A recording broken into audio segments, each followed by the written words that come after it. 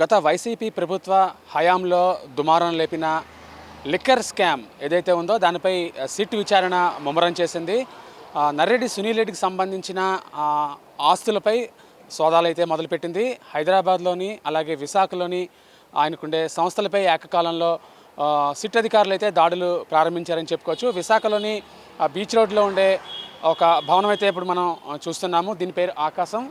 ఆకాశమే హద్దుగా గత జగన్ ప్రభుత్వంలో జరిగిన అక్రమాలకు ఇది ఒక పరాకాష్ఠగా చెప్పుకోవచ్చు. అందుకే ఆకాశం టవర్స్లోనే ఆయన ఒక కార్యాలయాన్ని అనధికారికంగా ఏర్పాటు చేసి లిక్కర్ అమ్మకం ద్వారా వచ్చిన ఆదాయాన్ని షెల్ కంపెనీలు కొన్నింటికి తరలించారనే ఒక ఆరోపణలు అయితే గట్టిగా వినిపించడంతో సిట్ అధికారులు అయితే ఏదైతే దర్యాప్తునైతే ముమ్మరం చేశారు.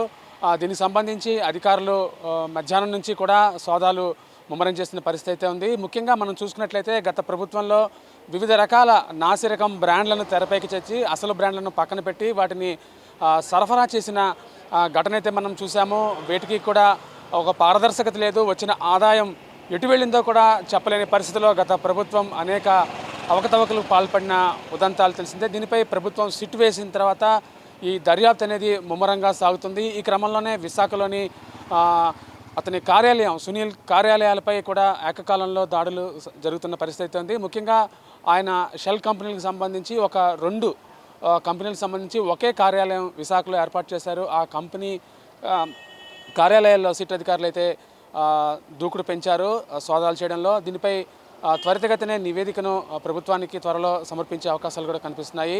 ఈ విషయాలన్నీ కూడా బయటికి రాకుండా అధికారులు అయితే అప్రమత్తమవుతున్న పరిస్థితి అయితే ఉంది. వీడియో జర్నలిస్ట్ సూర్యతో Murthy, VBC on TV, Visakhapatnam.